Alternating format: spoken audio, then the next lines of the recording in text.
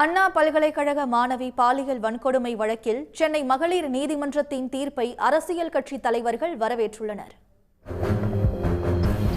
திராவிடர் கழக தலைவர் கி வீரமணி விடுத்துள்ள அறிக்கையில், மனித மிருகங்களுக்கு உரிய தக்க தண்டனையை தந்து பாலியல் குற்றவாளிகளுக்கு தக்க எச்சரிக்கையாக இத்தீர்ப்பு அமையும் என்று கூறியுள்ளார்.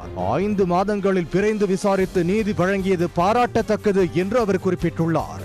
இதனிடையே சென்னை மகளிர் நீதிமன்றத்தின் தீர்ப்பு ஆறுதல் அளிப்பதாக விடுதலை சிறுத்தைகள் கட்சி தலைவர் திருமாவளவன் தெரிவித்துள்ளார்.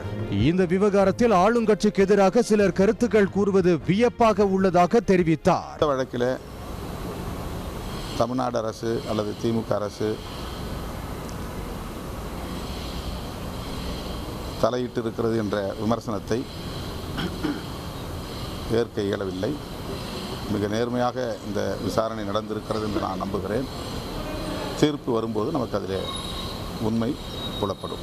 அண்ணா பல்கலைக்கழக மாணவி பாலியல் வன்கொடுமை வழக்கில் குற்றவாளி ஞானசேகரனுக்கு ஆயுள் தண்டனை வழங்க வேண்டும் என்று தேமுதிக பொதுச் செயலாளர் பிரேமலதா விஜயகாந்த் வலியுறுத்தியிருக்கிறார். இந்த வழக்கில் சென்னை மகளிர் நீதிமன்றம் நல்ல தீர்ப்பு வழங்கியிருப்பதாக அவர் பாராட்டினார்.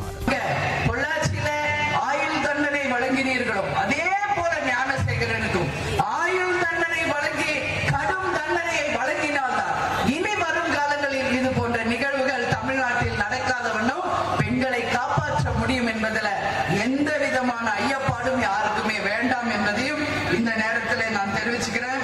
பொள்ளாச்சி வழக்கை போன்று அண்ணா பல்கலைக்கழக மாணவி வழக்கிலும் தீர்ப்பு வழங்கினால் மட்டுமே பெண்களை காப்பாற்ற முடியும் என்றும் பிரேமலதா விஜயகாந்த் தெரிவித்தார். உடனுக்குடன் செய்திகளை தெரிந்து கொள்ள சன் நியூஸ் பெல் ஐகானை கிளிக் பண்ணுங்க.